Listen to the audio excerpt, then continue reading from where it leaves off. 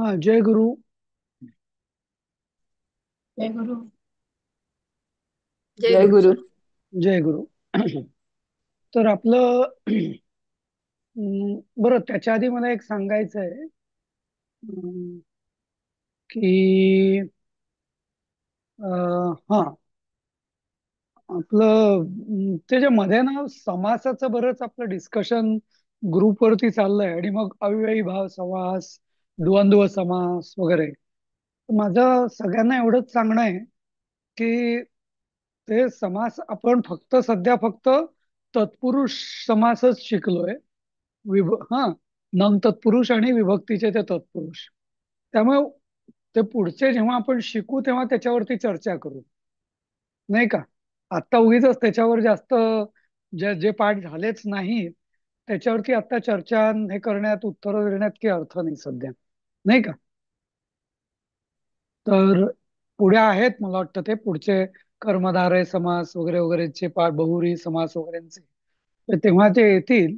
तर तेव्हा आपण त्याच्यावर चर्चा करूया. हा, सध्या काही त्यामुळे त्याच्यावरच्या शंका सध्या तुम्ही आपल्यापाशीच ठेवा असं मला वाटतं. ओके. हा, ठीक आहे. ओके. होय. काय म्हटलं? नाही, बरोबर आहे तसं करू. हम्म. कारण जे पाठ झालंच नाही त्याचं उगीच आता चर्चा करून काय फायदा मग. मग नाहीतर मग तुम्हाला हवं असेल तर मग आधी तेच पाठ घेऊ आपण समासाचे, आणि मग ती चर्चा करू, असंच हरकत नाही.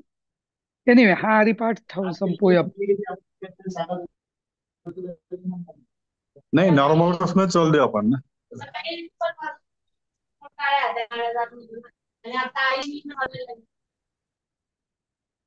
काय ऐकून येते बघा नीट? तुम्हाला येत आहे का? काय म्हणाल्यात? असावरी काय म्हणाली ते ऐकू आलं का? नाही सर. असावरी काही म्हणायचं होतं का तुला? नाही सर, आम्ही आता जस्ट जॉईन झाले. ओके ओके, मग कोण काहीतरी म्हणत होतं मला ऐकून यायला. ओके, ठीक आहे. नाही, मी म्हणाला नॉर्मल कोर्स मध्ये चालू देऊ आपण कसं. बरं बरं. चालेल. Yes, sir. तर आपलं हे झालं मला वाटतं ना शेवटचं वाक्य. त्वक म्हणजे त्वचा, कपाळ म्हणजे तुम्ही काल सांगत होतो. हा, हा, तर ते मी सांगत होतो, नर कपाल म्हणजे काय? माणसाची कवटी. असं. तर म्हणजे तुम्हाला कदाचित माहिती आहे की नाही माहिती नाही, पण पूर्वीच्या काळी म्हणजे जी कवटी आपण जिला अगदी फार अशुभ वगैरे मानतो, माणसाची कवटी, हा, किंवा हाडांची कवटी, प्राण्यांची कवटी वगैरे, तर ती सुद्धा म्हणजे त्याचा पण उपयोग करायचे भांड म्हणून. असं म्हणजे त्यात काही, जसं आपण प्राण्यांची बाकीचे जसे अवयव वापरतात ना लोक, केस, शेंग वगैरे, तसं तर तसं कवटीचा पण लोक उपयोग करायचे म्हणजे. असं. आणि इनफॅक्ट ते नरकपाल म्हणजे माणसाची जी कवटी असते ना, तिचा पण असा म्हणजे हे करण्यासाठी उपयोग करायचे. म्हणजे पानपात्र म्हणून असं. तर याचं, त्या नारळाचं कपाळ म्हणजे नारळाची करवंटी तर करणारच असं. हम्म. दुसरं एक तुम्ही कोणी काल तुम्ही दिलीपजींनी टाकलं होतं का की छिलका, करवंटी म्हणजे छिलका, हम्म, असं टाकलं होतं का तुम्ही? हो सर. हा, पण ऍक्च्युअली ना आता केले के छिलके, छिलके म्हणजे साल असा अर्थ होतो एक्झॅक्टली म्हटलं तर. त्वचाला टाकलं होतं त्यांनी, त्वकला टाकलं होतं. त्वकला काय? छिलका, हा, त्वकला छिलका बरोबर आहे. हा, हा, शिल्का म्हटलं होतं. छिलका म्हणजे साल, ते बरोबर आहे. हा, चाल. हम्म. नाही पण करवंटीला काय हिंदी शब्द आहे? नाही टाकला होता ना तो? ठीक आहे. नाही. हा, ठीक आहे ठीक आहे. करवंटी काय माहिती काय हिंदीमध्ये काय असेल ते. हा. आपल्यामध्ये कोणी हिंदी नाहीये ना तसं या ग्रुपमध्ये?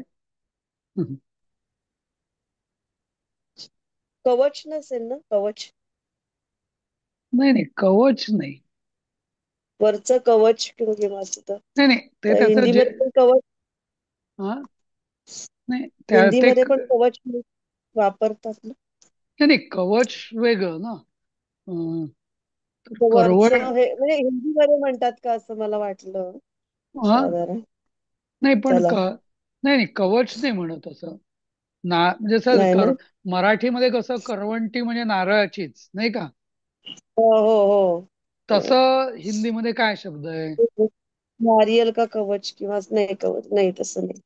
मग मी काय मी बरं? AI वर विचारलं होतं, त्यांनी त्यांनी उत्तर दिलं होतं खोपडी किंवा खोल म्हणून. हा नाही, बरोबर आहे, खोपडी खोपडी. खोपडी बरोबर आहे. हा आणि खोल पण म्हटलं होतं त्यांनी. खोल. कोणी? म्हणजे अजून दोन शब्द होते त्या AI मध्येच. अच्छा. नाही, खोपडी. खोपडी बरोबर आहे ना, आपण ते हं, हं. हा खोपडी. अर्थात खोपडीचाही अर्थ तसा म्हटलं तर कवटीच होतो. डोकं. शेवटी असं डोकं होत. हा, पण ठीक आहे. डोकं. हा हा, तर ठीक आहे. म्हणजे आता आपण कपालमचं मिनिंग आहे ना ते, कवटी काय म्हणता तुम्ही? कपाल म्हणजे कवटी. हो. अच्छा, ओके ओके. हा. हम्म.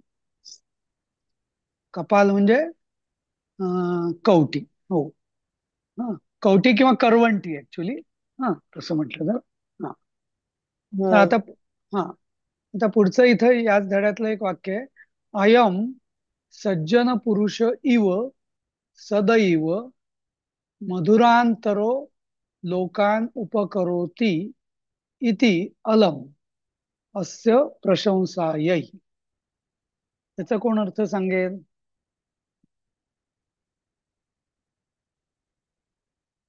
कोण? आसावरी प्रयत्न करशील का? एकेका शब्दाचा अर्थ सांगायला.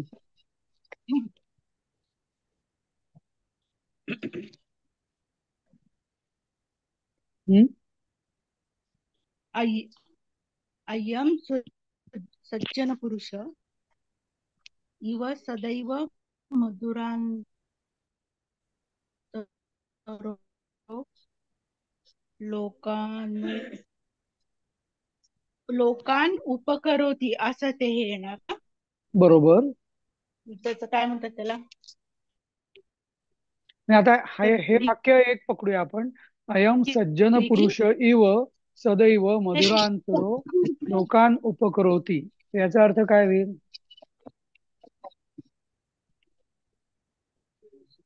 म्हणून, अय्य म्हणजे म्हणून, सज्जन पुरुष, सदैव नाही, म्हणजे सारखे.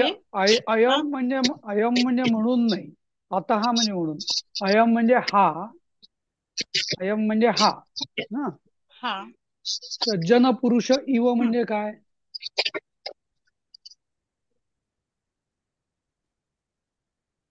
इव म्हणजे सुद्धा किंवा पण ना, सज्जन पुरुष.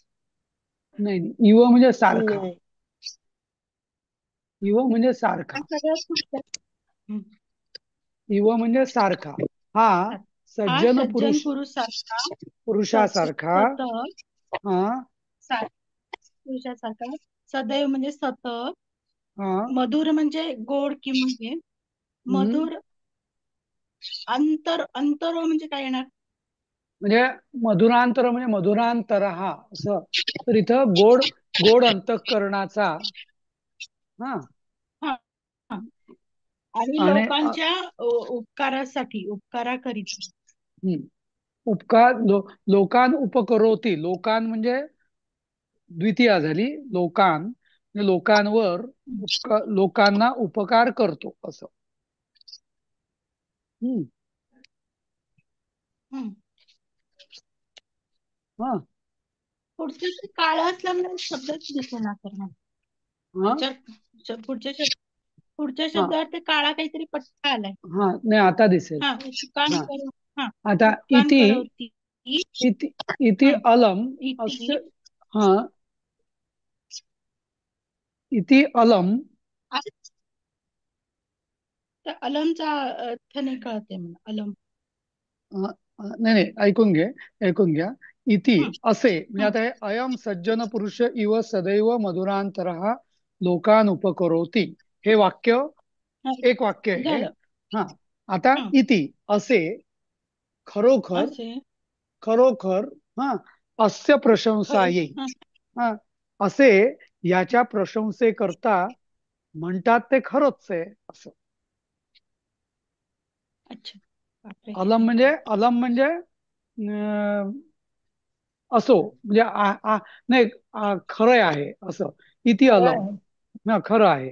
तर असं म्हणजे याच्या प्रशंसेकरता हा, असं म्हणजे याचा पूर्ण वाक्याचा अर्थ असा आहे की ह्याच्या अस्य प्रशंसायै, म्हणजे याच्या प्रशंसेकरता हा सज्जन पुरुषासारखा सदैव लोकांच्या लोकांवर उपकार करतो, लोकांना उपकार करतो, हे खरंच आहे असं.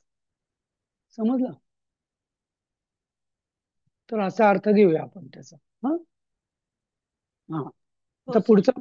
हा, इदम अत्र उच्यते. सर सर या शब्दाचा विग्रह कसा संधीचा सर लोक. हा लोक लोका विग्रह कसा होईल म्हटलं हम्म. लोकानुपकारोती लोकान लोकान लोकान अधिक उपकारोती उपकारोति अधिक उप इति उप उपकारोती इति उपका अधिक उप इति अलम अधिक अल्ल अस्य.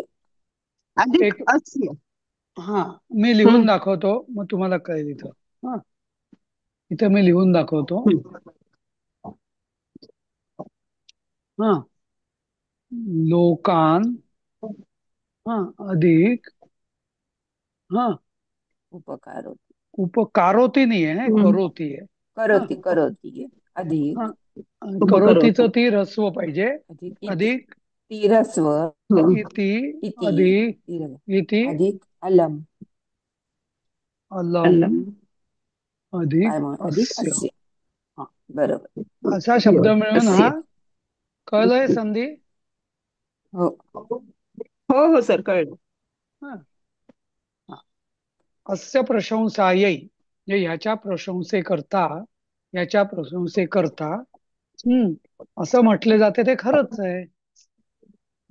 आता इदम अत्र उच्यते. हा,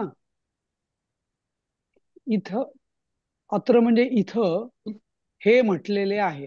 इदम म्हणजे हे इथं म्हटले जाते किंवा म्हणतात.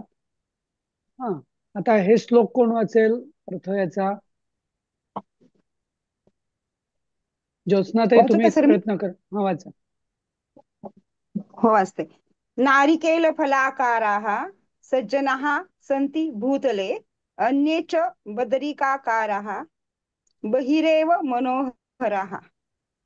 ते आता म्हणताना अर्थ म्हणताना फक्त म्हणताना फक्त असं म्हणायचं, हम्म नारिकेल फलाकारा सज्जना हम्म संती सज्जनाः भूतले. सन्ति भूतले अन्ये च बदरिकाकाराः नाही नाही, बहिरेव ऐका. मनोहराः. नाही नाही, तर कसं असतं, हे विसर्ग जेव्हा मध्ये येतो ना, तेव्हा त्याचा तेव्हा विसर्ग त्याचा छान नाही आ. उच्चार करायचा. हा, अन्येच्या सांगितलं बदरिका होतं सर तुम्ही आकारा बहिरेव मनोहरा, असं शेवटचं त्याला मनोहरा असं म्हणा. सांगायचं. पण मधले जे बर. 3 विसर्ग आहेत ना, ते हम्म असंच म्हणायचे फक्त. आ कदरिका. हा, ओके असं. हम्म, ठीक आहे सर. हम्म. तर मला ठीक आहे. अर्थ सांगायचा प्रयत्न करू का? हा नारिकेल फलाकाराः सज्जनाः सन्ति भूतले. आता अर्थात गोळाबिरीचा अर्थ कळलेला सांगते, दुरुस्ती करा तुम्ही. ह्या भूतलावर म्हणजे पृथ्वीवर सज्जन लोक हे नारळाच्या फळाच्या आकारासारखे असतात. इतर जण अन्यच बद्रिकाकार, इतर इतर जण बोरासारखे बाहेरून सुंदर असणारे किंवा बाहेरून मनोहर दिसणारे असतात. म्हणजे सज्जन लोक नारळाच्या फळासारखे बाहेरून कठीण पण आतून मृदून, हे आतलपलेला अर्थ सांगते. आणि बाकीचे सगळे इतर असतात ते बोराप्रमाणे, असं मला वाटतं. नाही, बरोबर आहे. तर म्हणजे बोर बोर कसं असतं, फक्त ती साल आणि दिसायला थोडा छान असतं. दिसायला छान, हम्म आणि ती जी नॉर्मल गावठी बोरं असतात ती कशी सालीला थोडस आपला गर असतो, बाकी खाण्यात काही हो फार हो नसतं, नाही का? पण नारळ बरोबर कसा बरोबर. असतो, बाहेर कठीण असतो, पण एकदा तो कठीण हम्म आपण ते पार केलं, त्याला फोडणं कठीण असतं, पण ते पार केलं की हम्म मग खूप, म्हणजे खायला प्यायला खूप मिळतं असं. म्हणजे त्यात ते खूप हम्म उपयोगी असतं अशा अर्थाने. हम्म. हा. म्हणजे म्हणजे बोराचं झाड आणि नारळाचं झाड अशी तुलना केलेली आहे. तर बोराचं झाड कसं, असं हम्म ठीक आहे, खायला बोर रानमेवा म्हणून ठीक आहे, पण असं त्यातनं काही फार काही मिळत नाही, नाही का?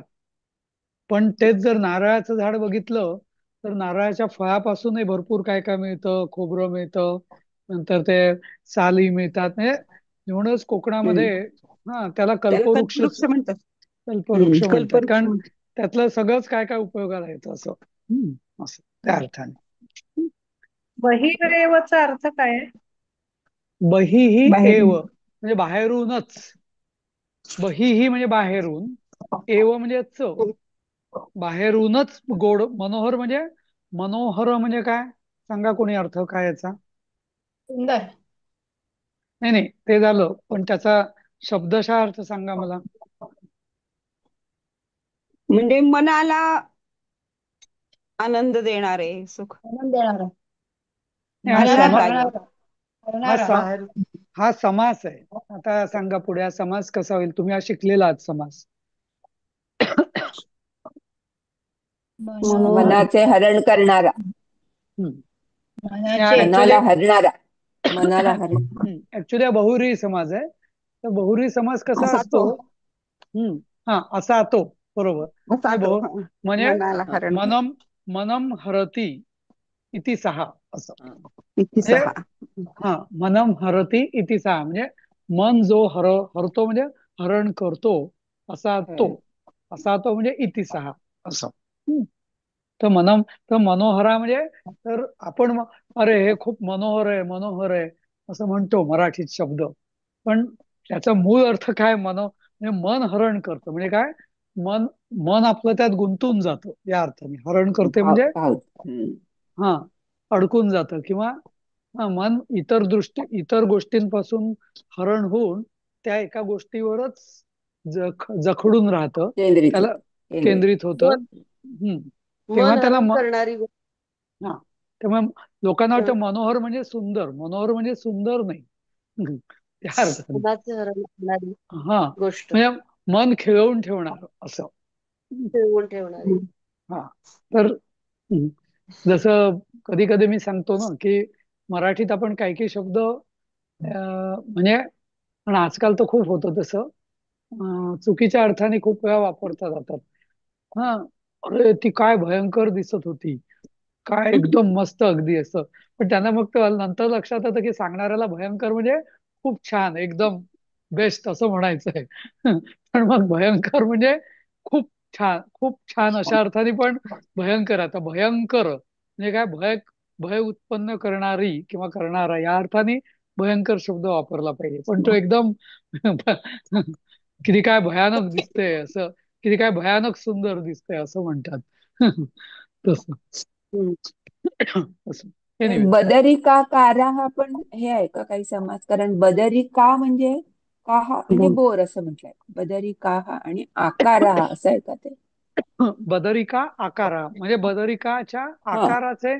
पण इथे आकार म्हणजे नुसताच आकार नाही. बाह्यरूप, बाह्यरूप. बाह्य रूप, बरोबर. बाहेर. आकार हा शब्द बाह्य, बाह्य म्हणजे बाह्य आकार ज्याला आपण म्हणतो. दर्शनी, हा. बाह्य जसं दर्शन. फलाकारा, हम्म, फलाकारा केलाय तसं बदरिका. आकारा सारखे या अर्थाने. हा हा, दिसतात तसे असे. हा. बोरासारखे आणि नारळ, हा ना ना नारळाच्या नारळाच्या फळासारखे, फळाचं. फळासारखे असं. अं, ठीक आहे. आता आपण तेच म्हटलं, आता कुठला काही शब्द तर आपण बघितलेला आहे सगळं. हम्म. तर हे लंकात यदा हनुमान प्रति निवृत्त, योग आहेत सगळे. हा पाठ आहे ना, थोडा आपण हम्म, पुढचे समास झाल्यावरती घेऊया. पण हा हम्म, कठीण आहे, म्हणजे मुख्य रामायणातलंच आहे सगळं. हा तर त्यामुळे हे हा मूळ रामायण आहे, वाल्मिकी रामायणातलं. मग थोडं जरा एकदम तुम्हाला मला वाटतं थोडा वेळ लागेल.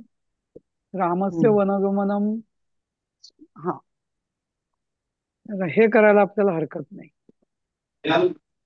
हा ठीक हा हा पाठ आहे 9वा, नाही, आठवा. आठवा पाठ आहे. ते शब्द वाचा बघूया.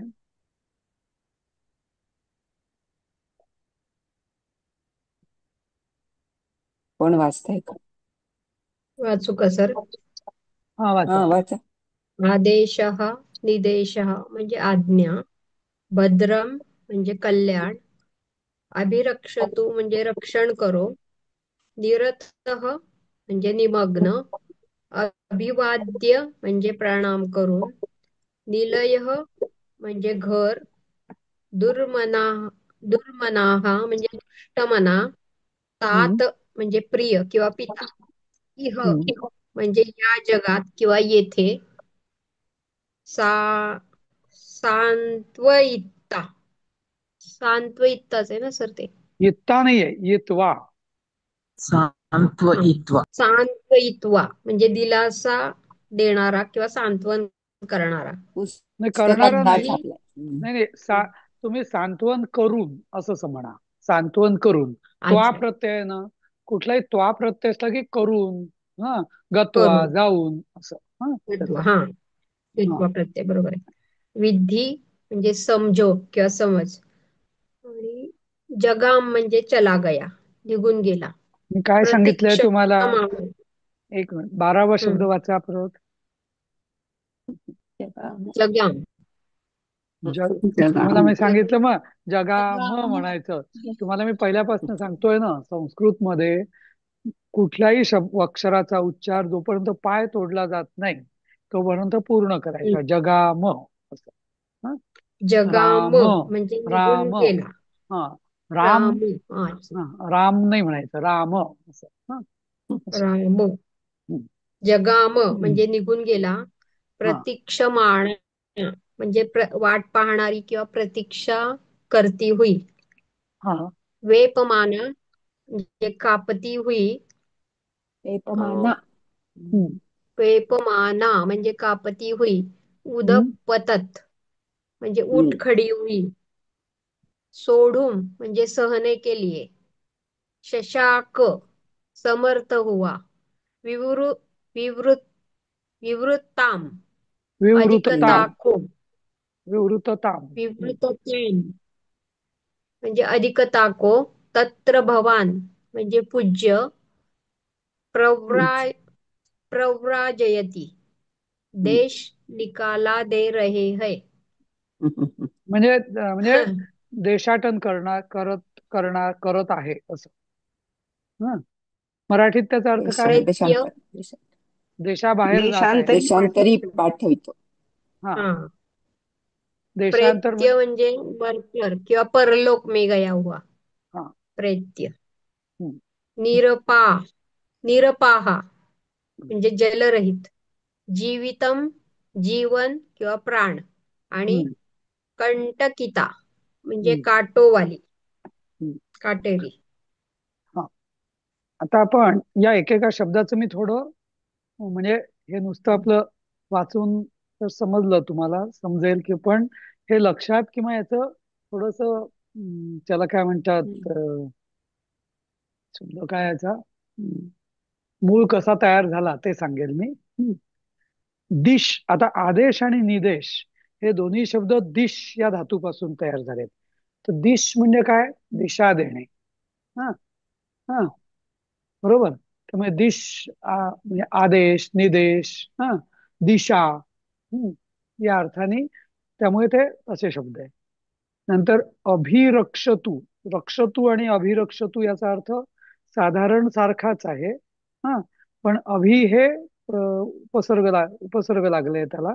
हा, तर आदेश आणि निदेश मध्ये पण आ आणि नि हा उपसर्ग आहे. हम्म. हा, रक्षतू आणि अभिरक्षतूचा अर्थ साधारण सारखाच. निरतः.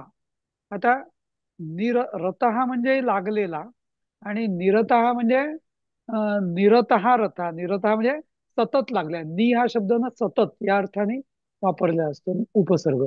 निरतः म्हणजे सतत लागलेला असं. हम्म. अभिवाद्य. हा, आता अभिवाद्य म्हणजे अभिया परत उपसर्ग आहे. हा, तर नुसतं वादन, वाद्य म्हणजे हा, म्हणजे वाजवणे, पण अभिवाद्य म्हणजे अगदी ज्याला आपण म्हणतो की धूम धूम धडाक्यात असं आपण म्हणतो ना, तसं अभिवाद्य म्हणजे व्यवस्थित नमस्कार करून असं या अर्थाने. निलय हा. तर निलय हा आहे घर. तर निलय हा शब्द कसा तयार झाला? लय म्हणजे काय? शेवट. हं. लय होतो म्हणजे शेवट होतो, नाही का? तर निलया म्हणजे निरतः लया म्हणजे सतत लय होतो म्हणजे काय? आपली जी विश्रामाची जागा, म्हणून ते निलय असा शब्द तयार झालाय. समजलं ना? निलय म्हणजे काय? की जिथं आपण सतत शेवट होतो म्हणजे काय? तिथनं आपण कुठे लगेच जात नाही बाहेर. हा, त्या अर्थाने निलय म्हणजे राहण्याचं ठिकाण असं. हम्म. म्हणजे वास आणि निवास, तो जो अर्थ आपण मी मागे सांगितला होता ना, नुसतं अमुक एक याचा इथं वास आहे, तर याचा अर्थ वास आहे म्हणजे काय? तो राहतोय. आता खा या हॉटेलमध्ये याचा वास आहे, पण या हॉटेलमध्ये याचा निवास आहे असं कोणी म्हणत नाही. निवास हे सहसा जिथं कायम जे निवासस्थान असतं ना, त्यालाच निवास म्हणतो. नाहीतर मग तात्पुरतं असेल तर त्याला वास असं म्हणतो. नंतर दुर्मना, परत दूर हा उपसर्ग आहे. तात म्हणजे सर प्रिय. सर हा. सर एक विचारायचं होतं. ते हा, लय लय म्हणजे ताल सूर लय असं पण येतं ना ते लय. बरोबर आहे. आता ते ताल आणि सूर ते वेगळं. हा, म्हणजे ताल म्हणजे ताल.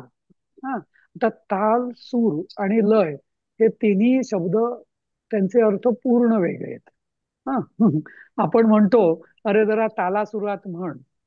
पण ताला सुरात म्हण म्हणजे ताल आणि सूर याचा अर्थ वेगळा आहे, आणि लयीचा अर्थ अजून वेगळा आहे. कोणी हम्म. अश्विनी, तू संगीताची आम्हाला जरा शिकव ना. ताल, सूर आणि लई मध्ये काय फरक हो आहे ते. हो हो हो. हा. लय लय म्हणजे नाही, आधी एक आधी आधी डिस्टन्स. आधी आधी हे ताल का? संगीतात नाही ऐकलं. हा. हा, नाही नाही, आधी हा, ताल म्हणजे काय ते सांग. हा, मग सूर म्हणजे काय सांग, आणि मग लय म्हणजे सांग. असं. आता सांगू. हो. आता सांगू. हा. अरे बाप. मी सांगू का? नाही नाही, हा सांगेल हा, ती तुम्ही जरा. सांगा. चालेल चालेल, हा. तुम्ही सांगा. हा. म्हणजे कुणी म्हणजे तुम्ही माहित असेल तुम्ही सांगा. ते आहे ताल नेहमीच्या म्हणजे गाण्यात. ताल म्हणजे ठराविक अंतराने एखादी गोष्ट जेव्हा जाते त्याला ते तालात असं म्हणतात. हा. अंतराचं मोजमाप आहे ते ताल म्हणजे. डिस्टन्स एक. हा, आणि म्हणजे लय ही तसंच म्हणजे लय पण म्हणजे जसं आपण श्वासोश्वास एका लयीत चाललेला असतो, लयीत ती लय. हा, प्रत्येक शब्द एका लयीत आले पाहिजे. म्हणजे एक हळू म्हणलं, एक स्लो म्हणलं ठराविक अंतराने असं जाणारा करता येईल. काल, ठराविक हम्म अंतराने जाणारा काल, समय म्हणजे तो ताल. हम्म. आणि लय म्हणजे शब्दांमध्ये जे डिस्टन्स पाहिजे ना, तो एकसारखा पाहिजे तुमचा. तर त्याला लय म्हणतात. ती लय असते. म्हणजे एक थोडा फास्ट म्हटला, एक स्लो म्हटला, असं असं नाही हे चालत. तर डिस्टन्स ते बरोबर लागतं असं. ते लय. आणि सूर म्हणजे जे 7 सूर आहेत, त्या स्वरांमध्ये आलं पाहिजे ते गाणं, त्या सुरांमध्ये. त्याला सूर. हम्म. त्यातले 7 हम्म. सुरांमध्ये ते ध्वनीच्या कंपन संख्येवरती ते स्वर ठरलेले आहेत. हा, हम्म. पण त्या सूर म्हणजे त्या ह्याच्यात आलं पाहिजे ना, त्या स्वरांमध्ये जे बसतात. आ, बरोबर. संगीत हा, आता ते सूर. थोडं, हा, साधारण बरोबर आहे, पण मी थोडं म्हणजे जरा मला थोडं त्याची जरा हे माहिती, व्याख्या वगैरे अशी नाही नाही नाही, आता सांगता येणार आपल्या नाही. हा, व्याख्या नाही. त्यात नाही. पण मी माझी समजूत सांगतो. म्हणजे मी काही संगीतातला मी अगदी औरंगजेब आहे तसं म्हटलं तर, पण तरी मी प्रयत्न करतो मला जे समजलंय ते सांगायचा. की हा, ताल म्हणजे ज्याला इंग्लिशमध्ये रिदम म्हणतात ना, ऍक्च्युअली ताल आणि रिदम रिदम एकच आहे. हा, तर इथे एकच. हा, ताल, ताल, ठेका, हा, म्हणजे ज्याच्यामध्ये काहीतरी विशिष्ट कालाने तो रिपीट होत जातो ते. दिला पाहिजे. हा. तेच हा, ठराविक अंतराने जाणारा समय. करायचं. हा, बरोबर. हा, तर मग ते हम्म. त्याच्यात मग त्रिताल झपताल असं म्हणतात ना. त्रिताल बरोबर. अगं, झपताल. हा हा, ते हो ना, तालाचे पण प्रकार ठराविक आहेत. पण अंतराने पण जाणारा ते, समय. हा एक, दोन, हा तीन. हा, बरोबर. हा, आणि मग ते तबला शिकवताना असं थाप मारून सांगता शिकवतात ना, ताल तसं नाही का? ते थापा मारून असं. हा, नंतर न हा, हे झालं ताल. दुसरं झालं. सगळ्यामध्ये डिस्टन्स महत्वाचं. हा, तर एक आहे ताल, दुसरं झालं मध्ये सूर. आता सूर आहेत ना, ते जसं पल्लवी त्यांनी म्हटलं तसं सारेगम पदनिसा, तर प्रत्येकाची एक कंपन संख्या असते हा ध्वनीची. हम्म. त्या त्या हम्म. विशिष्ट म्हणजे साची कंपन संख्या वेगळी आहे, रे ची वेगळी आहे, हम्म. ग ची वेगळी हो. आहे, वगैरे वगैरे. हा, आणि त्यातही परत ते म्हणजे सारेगम पदनी हे 7 सूर तर आहेतच, पण त्याचे परत ते काळी चार, पांढरी चार, म्हणजे त्यातही परत हा श्रेणी आहेत स्केल परत, स्केल नाही का. हा, हम्म बँड्स हम्म बँड्स ज्याला आपण म्हणतो तसे बँड्स आहेत, बरोबर. आणि स्केल हा पण ते स्केल पण ते बँड्स पण फ्रिक्वेन्सी म्हणजे कंपन संख्येवर आधारित आहेत. हा, हा आणि त्यामुळे ताल आणि सूर याची व्याख्या क्लिअर आहे.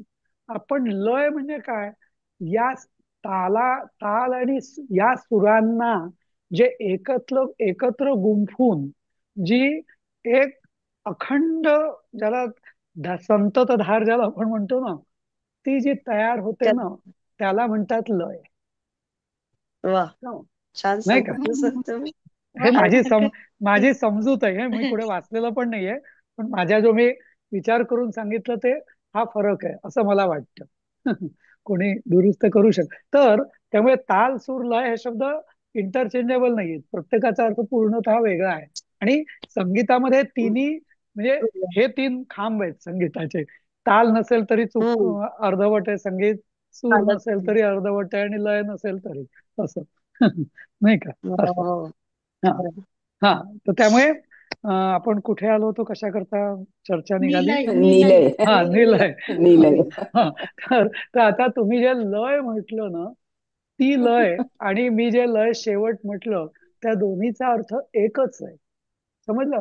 कारण लय म्हणजे कशी असते, माळेसारखी असते. माळेला कुठे अंत असतो का, नाही. नाही. गोल गोल फिरतच राहतो आपण, नाही का. म्हणजे तिथे हा, व्हेरएज ताल हा संपतो, सूरही संपतो, पण लय संपत नाही कधी, समजलं ना, नाही का. ती मनात गुंजतच राहते. आलय पण म्हणतो, हो, ते मी आलय आता पण तेच म्हणतो ना. आलय नाही नाही, घराला म्हणतात ना. आलय निलय दोन्हीचा अर्थ एकच. हा, हा, घरालाच हा, म्हणतो. हा, पण तो निलय नाही, मी त्याची व्युत्पत्ती सांगतोय. या आलय आणि निलय हा शब्द हं, का हं, आले. हं, हा, कारण हं, हं, हा, म्हणजे म्हणजे येणे. हा, आलय येणे म्हणजे काय, हं, मी हं, मी परततो आणि जिथे शेवट माझा विश्राम करतो, ते माझं आलय झालं. हं, जे हं. हम्म जिथं मी सतत माझा शेवट करतो म्हणजे विश्राम करतो, ते माझं निलय हं. झालं. निलय झालं. अच्छा. हं. हा, निवास, जिथं मी सतत वास करतो ते माझा निवास वास झाला. करतो ते हा, निवास. हो. असं बस, म्हणजे हा. थोडस मी आता तुमचा लेवल जरा वाढलेली आहे सगळ्यांची परिचय मध्ये, तर म्हणजे नुसते शब्द आपले म्हणजे दिले तसे म्हटले असं न समजा, ते त्या शब्दांच्या मागचाही समजून. अर्थपूर्ण हं, हं. समजून तुम्ही लक्षात समजून घेतलं तर तुम्ही चुकणार नाही कधी, म्हणून असं. हम्म. खरंय, खरंय. हा, आता हम्म. आता विद्धी विद्धी म्हणजे इथं समजो, पण इथं मूळ धातू आहे वित्त. वित्त म्हणजे जाणणे. हं. हा, वित्त या अच्छा. हं. शब्दापासूनच वेद हा शब्द तयार झालेला आहे. वेद, विद्या, हे सगळं वित्त या धातूपासून तयार झालेलं आहे. हा, समजलं. तर त्यामुळे वित्त पासून विद्धी हा आज्ञार्थी शब्द आहे. वित्तचं आज्ञार्थ रूप आहे विद्धी, असं. विद्धी हा शब्द पल्लवीत याच्यात आहे ना गीतेमध्ये, महाविद्धी हो, वगैरे असं. हो सर हो ना. हो, हो, हो. आहे आहे आहे. हा, तेच. हा. तर तो त्याच अर्थाने आहे. तू तू समजून घे असं समजून घे. अर्जुनाला. हा, हा, असं या बरोबर. अर्थाने. हो, हम्म. आहे. आता आता प्रतीक्ष मान, आता हे मान किंवा वेपमान, तर हे मान आणि आता हे मान म्हणजे पुल्लिंगी, माणा म्हणजे स्त्रीलिंगी. तो कुठल्याही हं, धातूला म्हणजे असं, म्हणजे माण हा म्हणजे प्रतीक्ष माणा म्हणजे अ, अ, जो थांबलेला. हा, हं, वेपमाना म्हणजे थरथरत असलेला. हा, असं जे असतं ना, ते मान हा, करिष्य मान हा. हा, मी हं, करत हं, असलेला. असं असे सगळे हे हं, हं. धातूपासून तयार झालेले. आता उदपतत. ते हा, काय रूप बोल. म्हणायचं मग ते, म्हणजे त्याचं काही रूप मला धातूपासून. आता आठवत नाही, पण हे बर बर. हा, पण हा प्रत्यय आहे. मान हा असंच. उपसर्ग आहे. आता त्या हा, एक्झॅक्ट हा. उपसर्गाचं नाव मला आठवत नाही. उपसर्ग नाही, म्हणजे सॉरी, त्याचा आपण प्रत्यय. नाही, हा, पण त्या प्रत्यय प्रत्यय कृदंतच रूप आहे हे. तर ते हा, हा. पण ते त्याचं विशिष्ट नाव मला आता एक्झॅक्ट लगेच बर. आठवत नाही. हा. हा, आता पण ते सांत्वयित्वा ते पण तसं आहे. तस हा ते ते राहिलं. सांत्वन आपण मराठीत सांत्वन करणे म्हणजे नाही का, सांत्वन हा जो शब्द आहे ना, हा. हा, तर ते हो त्यात तसं असतो, त्या हो. धातूपासूनच सांत्वयितो हा त्वा त्वा प्रत्ययाने सांत्वयितो आहे झालेला आहे. नंतर वाप्रत्यय. हा, हा. आता उदपतत, उत उत हे प्रत्यय उपसर्ग आहे. उत म्हणजे वर, उठून. हा, जसं उद्धार. उद्धार म्हणजे काय, त्याला वरती खेचणं, त्याला उठ म्हणतो आपण उठ उद्धार. हा. उत, हा. तर उत हा. म्हणजे काय, उंच म्हणजे उठवणे, आणि अपतत म्हणजे पडला. म्हणजे अपतत म्हणजे पडला, आणि उदपतत उठून. म्हणजे काय, उठून पडला म्हणजे थोडक्यात हा. उठला असं, या अर्थाने उदपतत. हम्म. अं, आता शशाक, तर शशाक हा शब्द आहे ना, हा जरा विचित्र वाटेल, पण याचा मूळ धातू आहे शक. शक म्हणजे काय, शक्ती. हा, ज्याच्यापासून हा, शक्नोती वगैरे वगैरे जे धातू आहे ना, हा, तर शक्य, मराठीतले म्हणजे शक्य, शक्ती, हे सगळे शब्द आहे, याचं मूळ व्युत्पत्ती आहे शक धातूपासून. तर शकचं भूतकाळ जो आहे तो शशाक असा झालेला आहे. हा, नंतर प्रव्राजयती.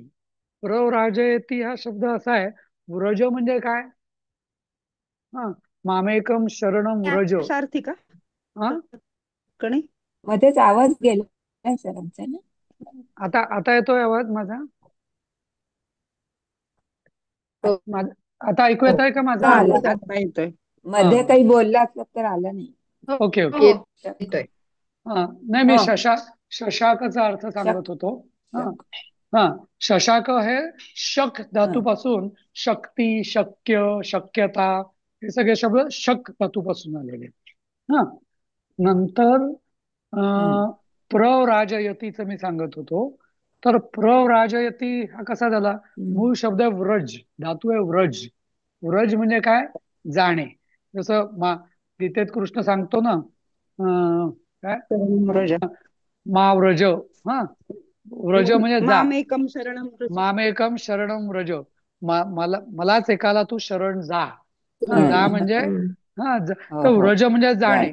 रज. हा, हा, आता आणि प्रवच. म्हणजे प्रकर्षेण व्रज आहे, ते प्रव्रज हा म्हणजे प्रव्राज असं. आता प्रव्रजती म्हणजे काय, प्रकर्षाने जातो किंवा देशांतर करतो, तो सहा प्रव्रजती म्हणजे तो देशांतर करतो. आणि सहा प्रव्राजयती हे प्रेरक रूप आहे, म्हणजे तो कोणाला तरी पाठवतो, तो बाहेर काढतो, देशांतरी पाठवतो, बाहेरच्या देशात पाठवतो असं. जसं पठती आणि पाठयती. पठती म्हणजे शिकतो, पाठ. पाठयती म्हणजे हा. शिकवतो हम्म. असं. तसे शिकवतो. राजयती म्हणजे याच्यात एकतर य असल्यामुळे प्रेरक रूप आहे, आणि व्रज धातूचं हे प्रेरक रूप आहे, आणि त्याचा प्र हा उपसर्ग लागल्यामुळे नुसतंच जाणे नाही, तर खूप प्रकर्षेनं जाणे म्हणजे काय, खूप दूर जाणे म्हणजे देशांतर हम्म. करणे बाहेर असं. काढ. हा. आता प्रेत्य. हा, तर प्रेत्य हा बऱ्याचदा मला आपल्याला वाटतं प्रेत्य आणि तर ते प्रेत, मराठीत आपण जे म्हणतो ना प्रेत, मराठी म्हणजे संस्कृतचा शब्द येतो. हम्म. तर तो काय आहे, ई धातू आहे. ई म्हणजे काय, इत म्हणजे जाणे. हा, गेलेला. इत म्हणजे गेलेला, धातू साधित आहे. आणि प्र इत म्हणजे काय, खूप दूर गेलेला. समजलं ना? हा, प्रेत म्हणजे काय, प्रेत म्हणजे काही फार अशुभ नाहीये.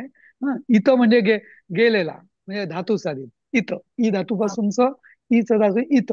आणि इत म्हणजे प्रकर्षाने गेलेला, म्हणजे जसं आता तिचं आपण बघितलं ना, तसं प्रेत. आता हम्म. हे प्रेत्य म्हणजे खूप दूर गेलेला, म्हणजे काय, मरून जाऊन असं. तसं हे, आता इथे हे उपसर्ग लागल्यामुळे ते त्वा प्रत्यय न लागता त्याचा लेप प्रत्यय लागला, आणि म्हणून ते प्रेत्य झालं म्हणजे मरून. तर असं, ही भाषा अशी आहे ना, संस्कृत, की जेवढं तुम्ही शिकाल तेवढं तुम्हाला अजून मजा येते, असं आहे. असं अर्थ बघायला आवाज गेलं नाही सर. हो खरंच. नाही का, असं.